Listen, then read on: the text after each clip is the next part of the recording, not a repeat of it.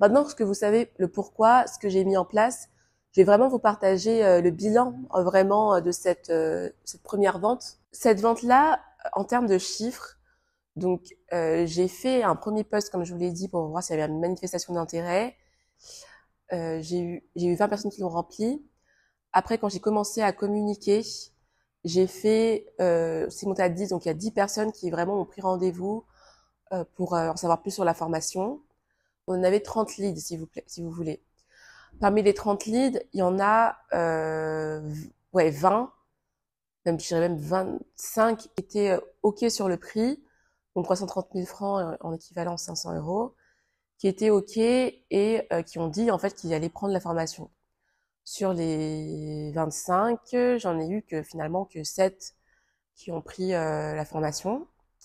Donc vous voyez comme quoi ce que ça m'a permis de comprendre, c'est que quand on veut vraiment avoir du volume en termes de vente, bon, il y a souvent la question du prix, mais en tout cas, moi je partais sur une base de 30, donc il faut au moins partir, je pense, sur 100, 200, etc. Ce qui va permettre d'avoir ces chiffres-là, ça va vraiment être la visibilité de votre campagne, la visibilité, votre visibilité à vous.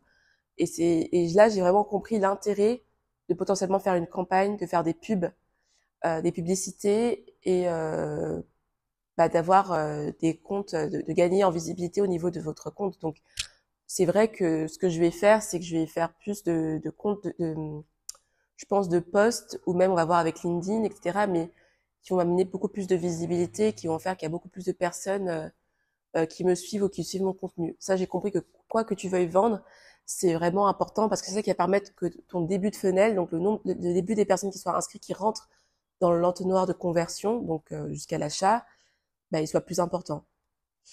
Donc ça, c'est la première chose que j'ai appris et que je retiens et qui j'espère vous apportera aussi.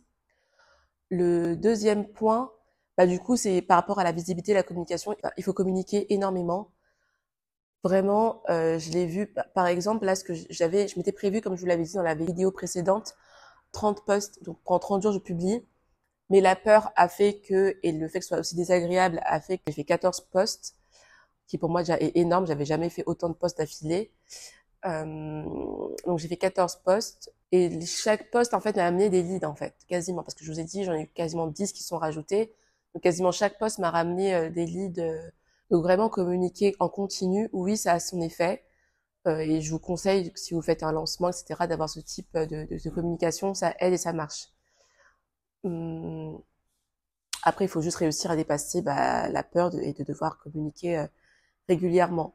Donc, ne vous fiez pas aux chiffres, ou même si, en fait, c'est ce qui est visible, ne vous fiez pas au fait qu'il n'y a pas beaucoup de gens qui... L'autre chose que j'ai appris, j'en ai vraiment parlé la semaine, dans la dernière vidéo, c'est vraiment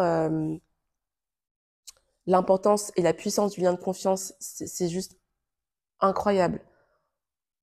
Le fait de pouvoir vendre avant d'avoir quelque chose de créé, c'est juste incroyable. Rien que par la confiance. Donc vraiment, euh, nourrissez vraiment le lien de confiance. Alors, c'est vrai que vous allez vraiment beaucoup l'entendre, même dans les vidéos. Moi, j'ai suivi des vidéos sur le sujet. Pas avant, j'aime bien tester, et c'est après que je regarde des vidéos où on en parle, mais tant que tu l'as pas vécu, vraiment, je suis désolée, mais tu peux pas le comprendre de la même manière, hein. C'est maintenant que moi j'ai vécu ça, que c'est intégré. Donc, je vous invite à faire vos propres tests. Comment moi est-ce que je l'ai construit? Parce que c'est vrai que, comme je vous l'ai dit, j'ai pas une grosse audience, j'ai une audience de taille modeste. J'approche les 4000 abonnés sur LinkedIn, qui est mon réseau principal. Ça fait 8 mois, un peu plus de 8 mois, que je publie très régulièrement, chaque semaine sur LinkedIn, des posts d'assez bonne qualité vraiment, où je partage mon expertise gratuitement. Je fais pas mal d'analyses, mais j'aime ça, décryptage sur ce qui se passe, les spécificités de notre marché en Afrique de l'Ouest, sur la partie expérience utilisateur, stratégie produit aussi. Donc j'ai beaucoup de contenu, décryptage, analyse, etc. sur LinkedIn, et ça fait pendant plus de 8 mois que je partage beaucoup de valeurs gratuitement. Et en fait, c'est ça qui m'a permis de faire les ventes que j'ai faites. Le fait que j'ai pu vendre en high ticket, le fait que j'ai pu vendre en seulement un mois, c'est ça. C'est ce travail de long de 8 mois qui m'a permis d'avoir ça. Et c'est parce que c'est ça, en fait, qui a permis de gagner la confiance des apprenants. Les apprenants qui ont rejoint la formation, tous suivaient mon contenu depuis plusieurs mois. ils m'ont pas découvert la veille. Tous ceux qui m'ont découvert lorsque je faisais les posts, ils n'ont pas converti. Hein. Le lien de confiance, moi, je l'ai construit avec du contenu qualitatif que j'ai publié depuis plusieurs mois. Et en plus, je me montrais pas, en fait. C'est-à-dire que je montrais peut-être des photos. J'ai une photo reconnaissable de moi sur LinkedIn, qui est toujours la même que j'utilise. Donc, on voyait quand même ma tête à ce niveau-là, mais je faisais pas de vidéo. Et l'idée aussi avec la vidéo, c'est que en fait, maintenant que j'ai compris l'importance du lien de confiance, je sais que la vidéo va me permettre d'accélérer la construction de ce lien pour ceux qui me connaissent pas encore vraiment. Mais parce que tout est lié. Il y a un an, si vous me demandiez de faire de la vidéo, je vous aurais dit, mais à quelle heure vous voulez que je fasse de la vidéo? Enfin, moi, c'est mort.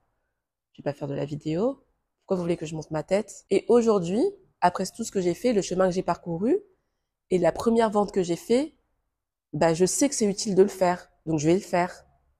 Et vous voyez, c'est vraiment un cheminement personnel qui m'a amené là. Donc là, j'ai passé un autre step en puissant. Bon, écoutez, what else?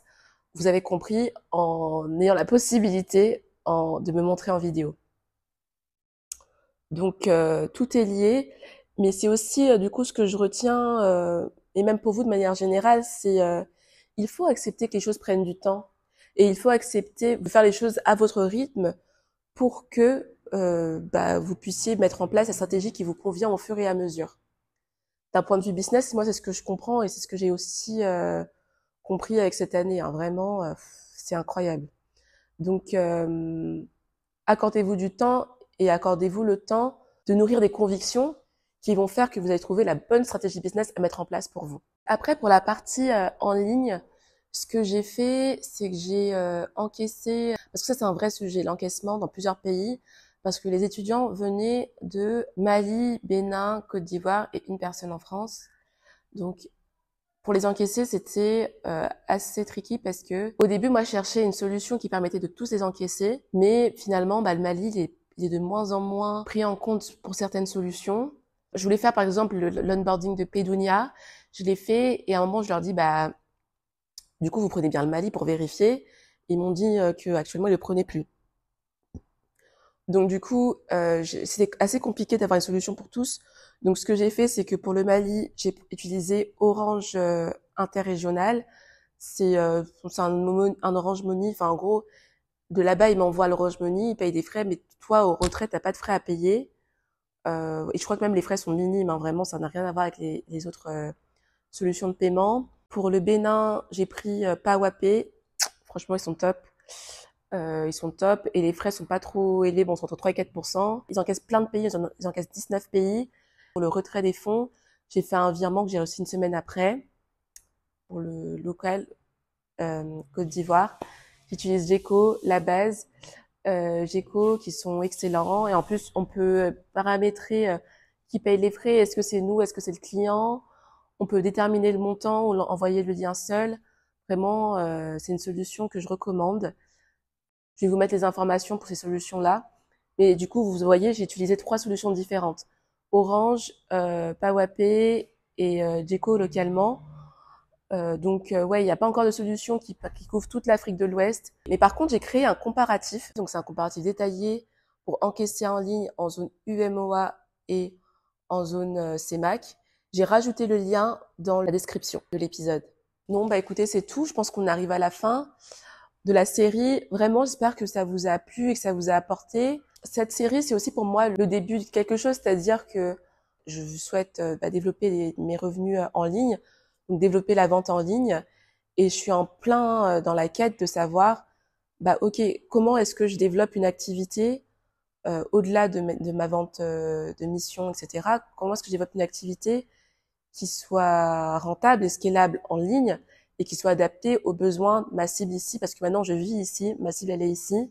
Comment on réussit à faire ça, développer une activité qui puisse croître donc de manière décorrélée du nombre de ressources que vous mobilisez, donc on parle de scalabilité, et qui soit aussi du coup effectivement en ligne, ici en Afrique, et même en Afrique francophone. Donc moi c'est mon sujet, c'est ma quête, et je souhaite en parler davantage dans le podcast, mais du coup aussi dans ma newsletter, donc à savoir partager des outils, stratégie business, mais aussi astuces, conseils qui sont pertinents et qui fonctionnent ici pour le développement d'une activité grâce au digital. Si c'est quelque chose qui t'intéresse, que tu veux suivre, parce que moi c'est le début, c'est le moment de le faire et n'hésite pas à manifester cet intérêt-là. Et du coup, en fonction de tous les retours que j'aurais eu, de l'engagement que j'aurais reçu sur cette série-là, et que ce soit sur Instagram, le podcast Apple, sur Spotify ou la newsletter, eh bien, je ferai un pivot de la ligne éditoriale du podcast. Voilà, qui sera beaucoup plus business, mais qui continuera à vous intéresser sur ces sujets-là. À nouveau, si vous n'êtes pas abonné, parce que de toute façon, je partage pas la même chose que ce soit sur Insta, sur le podcast et la newsletter. Si vous n'êtes pas abonné à l'audio, Apple, Spotify, je vous mets le lien. Si vous voulez aussi un peu suivre les coulisses de ma vie perso, de ce que je découvre ici à Abidjan, Instagram, et si vous voulez une synthèse de tout ce que je partage aussi un petit peu, mais au format écrit, pouvoir récupérer les liens utiles, les templates que je partage, etc. Tout simplement, ça se passe sur la newsletter. Je vous mets le lien. Et surtout, n'hésitez pas à vous abonner à la chaîne YouTube pour continuer à suivre la suite de l'évolution. Je n'arrête pas les formats de interview où on raconte le parcours du retour. Ça, c'est quelque chose aussi qui m'est précieux. Donc, ça va continuer, mais il y en aura juste moins qu'avant la pause du podcast. Voilà, tenez-moi au courant. Non, tenez pas. Comment on finit une vidéo sur YouTube? À très vite pour une nouvelle vidéo. À très bientôt.